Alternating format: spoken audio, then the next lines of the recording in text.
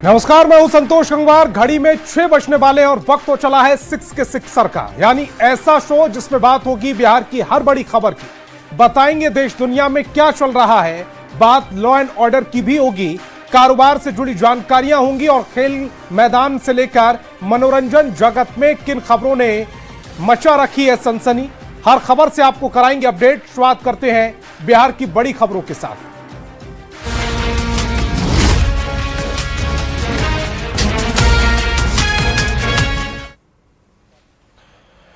मुख्यमंत्री नीतीश कुमार के बेटे निशांत कुमार को राजनीति में लाने की चर्चा तेज हो गई है। जेडीयू के राष्ट्रीय कार्यकारी अध्यक्ष संजय झा के बयान के बाद अब पार्टी के अंदर जोर शोर से यह मांग उठने लगी है कि अब निशांत नेतृत्व करें और पार्टी में शामिल होकर कमान संभालें। सक्रिय राजनीति से दूरी बनाए रखने वाले निशांत कुमार को लेकर लगातार ये बात जेडीयू के गलियारों में चल रही है कि निशांत को अब राजनीतिक पारी की शुरुआत करनी चाहिए। बिहार चुनाव में बंपर जीत के लगभग 3 हफ्ते बाद जेडीयू के राष्ट्रीय कार्यकारी अध्यक्ष और पार्टी के राज्यसभा सांसद संजय झा ने पहली बार पटना एयरपोर्ट पर फिर से ये बात छेड़ी और तब से लेकर अब तक लगातार जेडीयू के कार्यकर्ता और नेता निशांत के सियासी पदार्पण की इच्छा जता रहे। 5 दिसंबर को संजय झा ने कहा कि हम सभी लोग चाहते हैं कि निशांत कुमार पार्टी में आए, हालांकि यह फैसला भी निशांत के हाथ में है। इसके बाद 6 दिसंबर को जेडीयू विधायक विनय चौधरी ने अपनी आकांक्षाओं को मीडिया के सामने रखा। निशांत को अब आगे आकर पार्टी में शामिल होकर काम करना चाहिए और अब युवा जेडीयू के प्रदेश उपाध्यक्ष कृष्णा पटेल की कामना है कि निशांत पार्टी की कमान संभाले। पार्टी कार्यालय समेत पटना के अलग अलग इलाकों में पोस्टर लगाकर जेडीयू नेता यही संदेश पहुंचाने की कोशिश कर रहे हैं। जेडीयू में निशांत की एंट्री हो, इसको लेकर के लगातार आवाज़ उठाई जा रही है। जेडीयू के कार्यकर्ता और नेता जो है लगातार आवाज़ उठा रहे हैं और अब देखिए यहाँ पे एक पोस्टर भी लगा दिया गया है कि नीतीश सेवक मांगे निशांत। बिहार के अद्वितीय माननीय मुख्यमंत्री श्री नीतीश कुमार जी को ऐतिहासिक 10वीं बार मुख्यमंत्री शपथ ग्रहण कर वर्ल्ड बुक ऑफ रिकॉर्ड में शामिल होने पर चाचा जी को अनंत बधाई। अब पार्टी की कमान संभाले निशांत भाई। हालांकि निशांत जो हैं वो स्पष्ट कर चुके हैं कि अभी वो राजनीति में पूरे तौर पे सक्रिय नहीं होना चाहते हैं। नीतीश कुमार ने भी इस पर कुछ भी कहने से साफ इनकार किया था। अमित कुमार, न्यूज़ 18 पटना। और कल नीतीश कैबिनेट की बड़ी बैठक होने वाली है। मुख्य सचिवालय के मंत्रिमंडल कक्ष में दोपहर 3:30 बजे से यह अहम बैठक होगी जिसमें कई एजेंडों पर मोहर लग सकती है। बैठक में मुख्यमंत्री नीतीश कुमार, डिप्टी सीएम सम्राट चौधरी और विजय कुमार सिन्हा, बिहार सरकार के मंत्री, विकास सचिव और अलग अलग विभागों के प्रधान सचिव शामिल होंगे। माना जा रहा है कि बिहार में अगले 5 सालों में 1 करोड़ सरकारी नौकरी और रोजगार देने के लक्ष्य को पूरा करने के लिए सरकार कोई ठोस कदम उठा सकती है। नौकरी और रोजगार के लिए बनने वाले 3 नए विभागों पर भी कैबिनेट की मोहर लग सकती है। युवा रोजगार एवं कौशल विकास विभाग, उच्च शिक्षा विभाग और नागर विमानन विभाग बनाने का सरकार ने फैसला किया है, जिसकी औपचारिकता कल पूरी कर ली जाएगी, ऐसी चर्चा है। तीनों नए विभागों का स्वरूप और इसका काम क्या होगा, इस पर भी विस्तार से चर्चा हो सकती है। बिहार के युवाओं को कैसे रोजगार से जोड़ा जाए, इसे लेकर सरकार बड़ा फैसला, बड़ा निर्णय ले सकती है।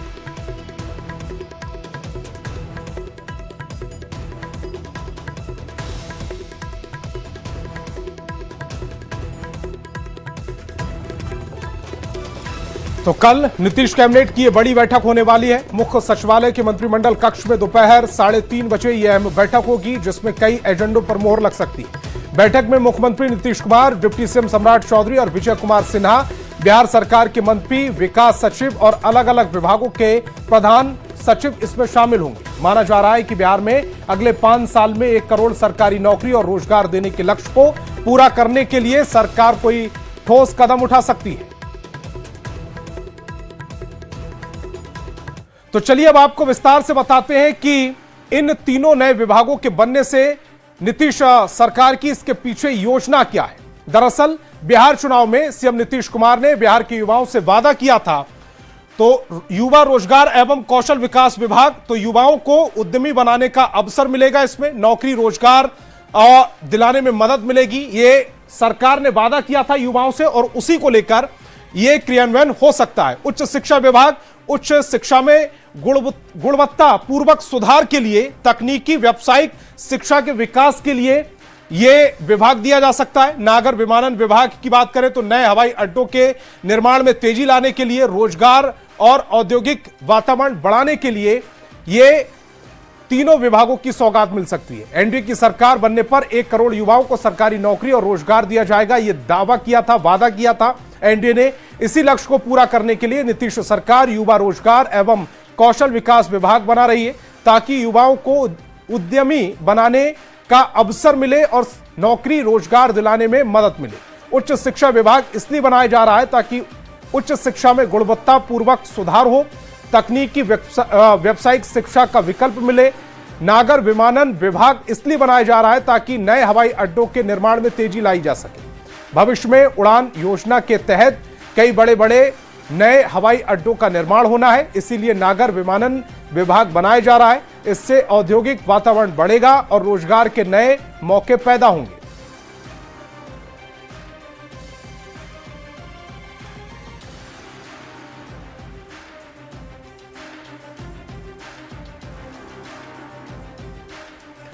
और बिहार में न्यूक्लियर प्लांट बनाने की भी तैयारी है। बिहार में 3 न्यूक्लियर पावर प्लांट बनाने की तैयारी शुरू हो चुकी है। सीवान, बांका और राजौरी में सर्वे का काम शुरू हो चुका है। एनपीसीआईएल, एनटीपीसी ने सर्वे का काम शुरू कर दिया है। डिप्टी सीएम सम्राट चौधरी ने एक्स पर इसको लेकर जानकारी साझा की। सम्राट चौधरी ने एक्स पर लिखा है कि प्रधानमंत्री नरेंद्र मोदी के नेतृत्व में केंद्र सरकार ने बिहार में 3 न्यूक्लियर पावर प्लांट बनाने की तैयारी शुरू कर दी है। इसके लिए सीवान, बांका और राजौली में एनपीसीआईएल, एनटीपीसी ने सर्वे का काम शुरू कर दिया है। एनपीसीआईएल, एनटीपीसी की संयुक्त टीम तीनों जगहों पर भूकंप, पानी की उपलब्धता, जमीन की उपलब्धता, आबादी का घनत्व और जमीन की स्थिति से जुड़े सभी पहलुओं की जांच कर रही है। संयुक्त टीम केंद्र और राज्य सरकार को जल्द ही अपनी विस्तृत रिपोर्ट सौंपेगी। देश में 100 गीगावाट परमाणु ऊर्जा उत्पादन का लक्ष्य जल्द पूरा हो सके, इसके लिए कदम अत्यंत महत्वपूर्ण है।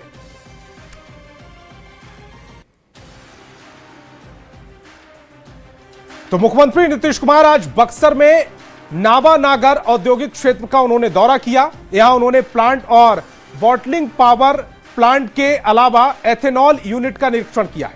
सबसे पहले उन्होंने वरुण बीवरेज लिमिटेड का निरीक्षण किया और अधिकारियों से बातचीत की। इस दौरान उप मुख्यमंत्री सम्राट चौधरी और स्थानीय विधायक मौजूद रहे। मुख्यमंत्री नीतीश कुमार ने नवानागर प्रखंड में बन रहे स्पेशल इकोनॉमिक जोन का भी हवाई भी किया। ये डुमराव अनुमंडल क्षेत्र के नवानागर प्रखंड में विकसित हो रहा है। मुख्यमंत्री नीतीश कुमार बक्सर को एक बड़े औद्योगिक हब के रूप में विकसित करने की महत्वाकांक्षी योजना के तहत नवानागर क्षेत्र में पहुंचे थे। बड़ी कंपनियां आएंगी और जैसा कि मैंने कहा बिल्कुल इंडस्ट्रियल हब बनाने की तैयारी है, SEZ बनाने की तैयारी है और सारी मूलभूत सुविधाएं दी जाएंगी और पूरे इलाके का चतुर्दिक विकास होगा। और बिहार में नई सरकार के गठन के बाद BPSC की TRA-4 शिक्षक बहाली प्रक्रिया तेज हो गई। शिक्षा मंत्री सुनील कुमार ने बड़ा बयान देते हुए कहा कि सभी जिलों से रिक्तियों का ब्यौरा मंगाया जा रहा है और उसे BPSC को भेजने की प्रक्रिया जारी है।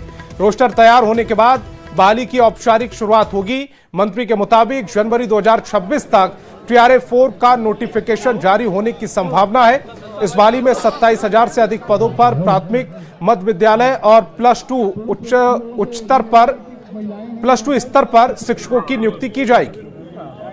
हाली होगी, कुछ रोस्टर वगैरह का उसमें मसला है, वो शीघ्र उसका निराकरण कर लिया जाएगा। हमने पूर्व में भी कहा था कि BPSC से हम लोग पुनः समन्वय बनाए हुए हैं, इसकी शीघ्र कार्रवाई की जाएगी। गठन हो रहा है, चर्चा है कि 2 सीक्षा मंत्री इस पर हमारा ये स्वागत योग्य है, तो ये स्वागत योग्य है।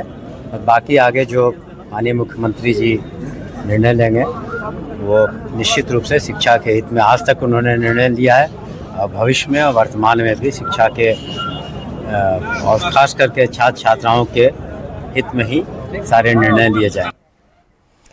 और सरकार गठन के बाद से गृह मंत्री सम्राट चौधरी लगातार एक्शन में दिख रहे हैं। बिहार में 100 फास्ट ट्रैक कोर्ट का गठन होगा। लंबित मामलों के निपटारे को अब गति मिलेगी, तेजी मिलेगी। संवेदनशील केस का त्वरित निपटारा होगा। 18 लाख से अधिक मामले लंबित हैं। फास्ट ट्रैक कोर्ट के लिए 900 नियुक्ति होंगी। तो बिहार में जल्द ही 100 फास्ट ट्रैक कोर्ट का गठन किया जाएगा।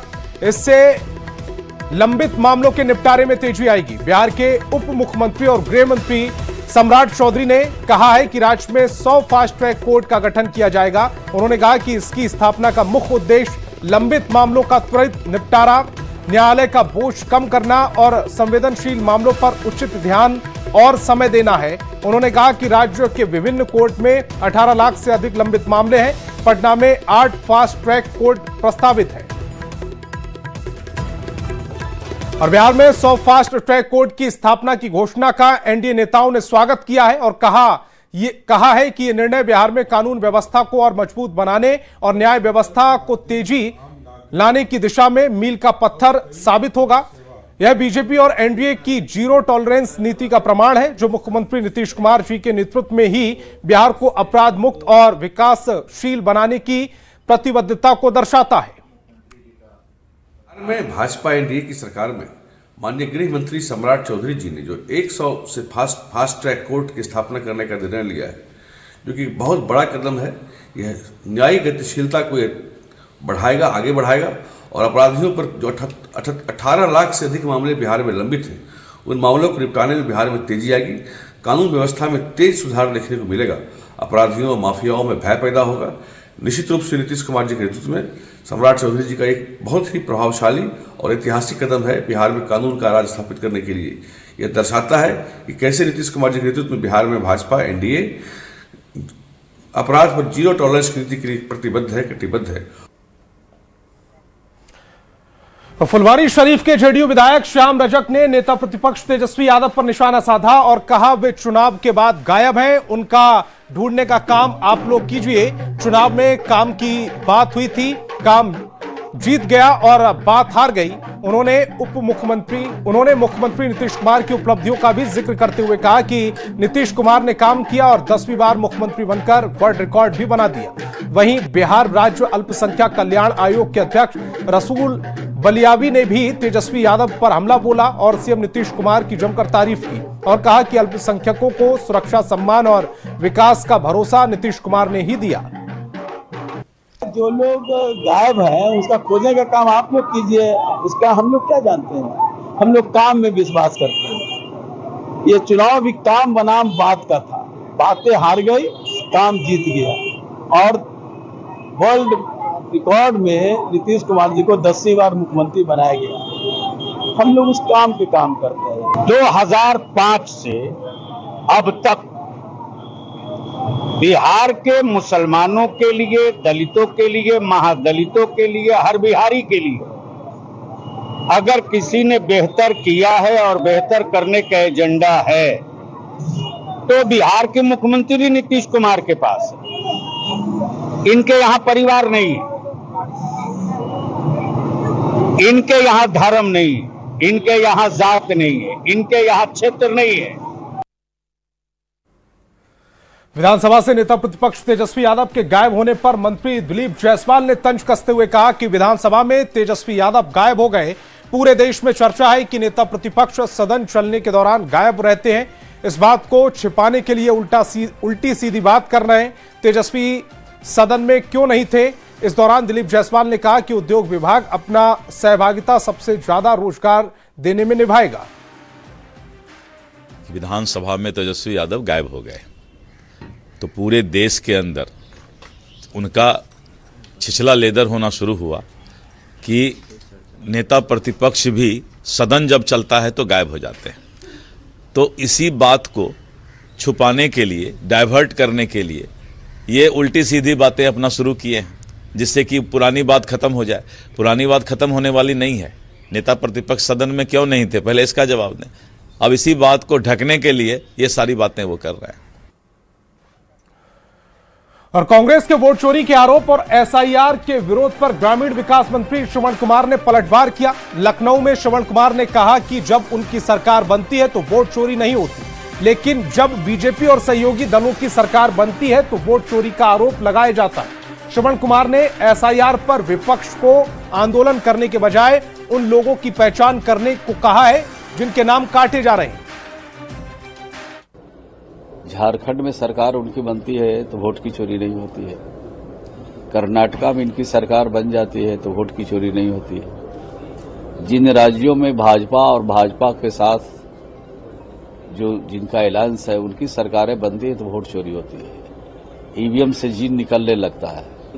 नहीं, ये जो आंदोलन कर रहे हैं ना, उसकी बजाय लोगों का किनका नाम कट रहा है या कट गया है, उनका नाम सामने खड़ा करना चाहिए।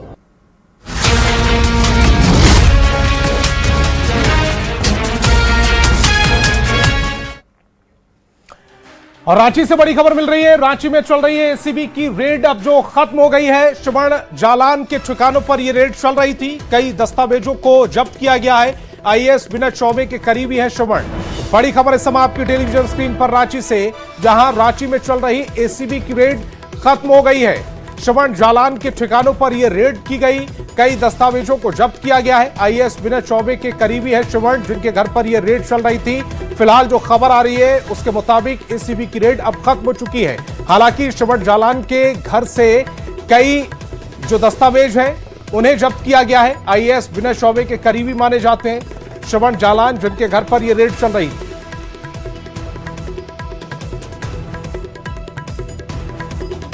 तो रांची से बड़ी खबर, जहां रांची में चल रही एसीबी की रेड अब खत्म हो चुकी है। श्रवण जालान के ठिकानों पर यह रेड चल रही थी। कई दस्तावेजों को जब्त किया गया है। आईएएस विनय चौबे के करीबी है श्रवण, जिनके ठिकानों पर यह रेड चल रही थी। फिलहाल जो खबर आ रही है उसके मुताबिक अब रेड खत्म हो चुकी है।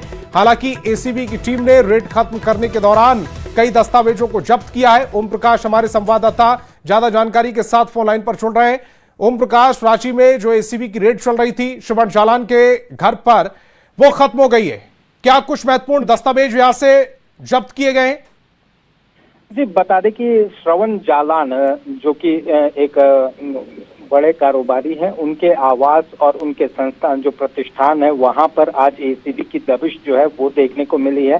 फिलहाल ये जो दबिश थी, जो जांच थी वो खत्म हो गई है, जो छापेमारी। उसके बाद यहां से अधिकारियों के द्वारा कई अहम दस्तावेजों को जब्त किया गया है, जिसमें कि जो जानकारी आ रही है वो संपत्ति से रिलेटेड जानकारी है, उनके कैश ट्रांजैक्शन को लेकर जानकारी है, खासतौर से प्रतिष्ठान है उसके जरिए कहीं मनी लॉन्ड्रिंग तो नहीं की गई है। इससे संबंधित जो दस्तावेज थे उन्हें जब्त किया गया है।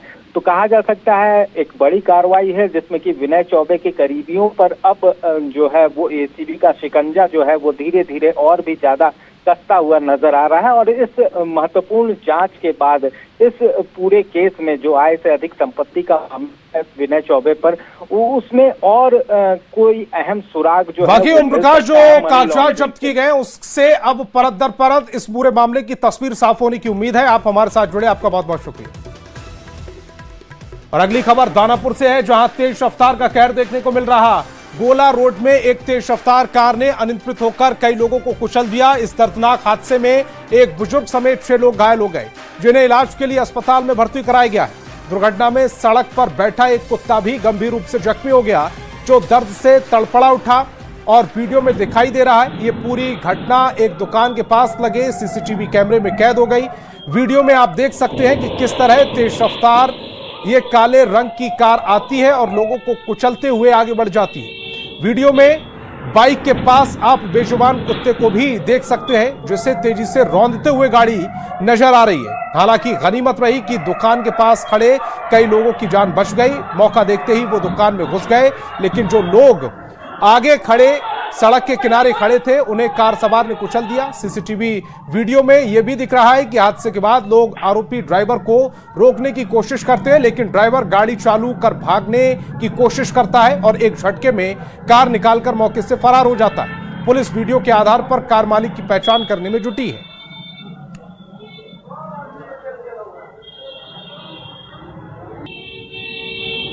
गोला रोड टी पॉइंट के पास एक चालक द्वारा तेजी और लापरवाही से गाड़ी चलाते हुए कुछ लोगों को धक्का मार दिया गया था। जिसमें एक व्यक्ति जिनका नाम चंसी राय था, उनकी मृत्यु पारस में इलाज के क्रम में हुई थी, जिनका अंत परीक्षण कराया जा रहा है, तथा साथ ही साथ एक व्यक्ति पीएमसीएच में जख्मी में भर्ती हैं। विधि व्यवस्था की कोई समस्या नहीं है। गाड़ी को सीसीटीवी के द्वारा पहचान करने का प्रयास किया जा रहा है, साथ ही साथ उचित प्राथमिकी दर्ज कर कार्रवाई की जा रही है।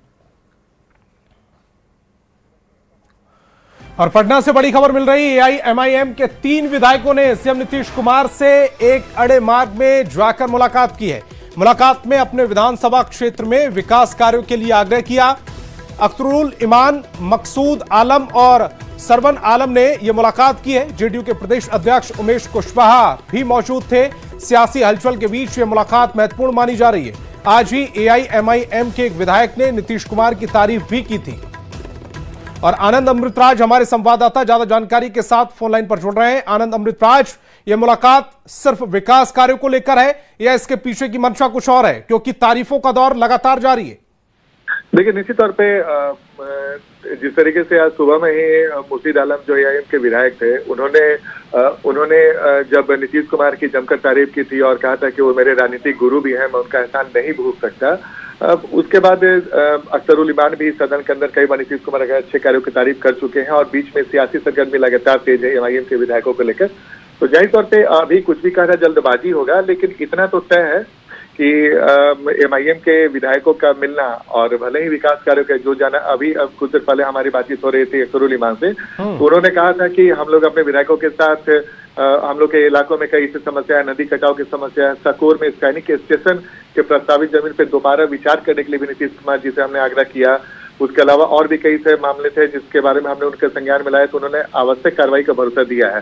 तो जाहिर तौर पे जनहित के जो मुद्दे रहते हैं, हम लगातार सदन के अंदर से लेकर बाहर तक उठाते रहे और हम लोग आज मुख्यमंत्री से मुलाकात की, हम लोग की बातचीत काफी अच्छी रही और जाहिर तौर पे मुख्यमंत्री हैं तो उनसे मिलना जुलना लगा ही रहता है और पार्टी को इसमें नहीं शामिल किया जाए। लेकिन जाहिर तौर पे जिस तरीके से एमआईएम के 3 विधायकों ने मुलाकात की तो महत्वपूर्ण हो जाता है, क्योंकि अभी सियासी सरकार बाकी इस मुलाकात के बाद जो चर्चाएं चल रही हैं उसको लेकर ये तमाम सवाल लगातार भी उठ रहे हैं। आनंद अमृतराज, आप हमारे साथ जुड़े, आपका बहुत बहुत शुक्रिया।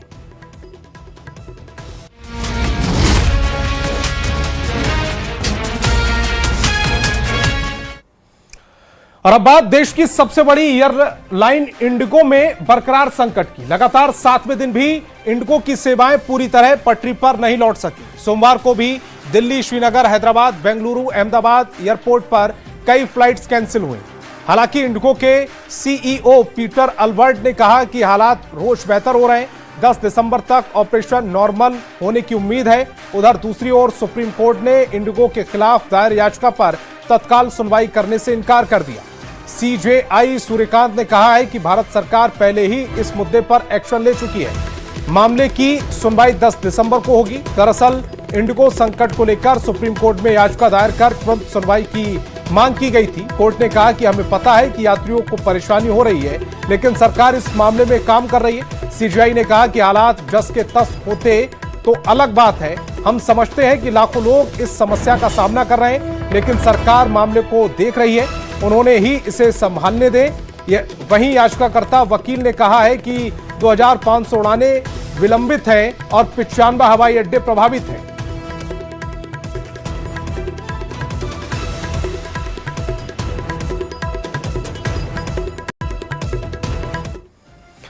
तो इस बुलेटिन में फिलहाल इतना ही। आप देखते रहिए न्यूज़ 18 बिहार झारखंड।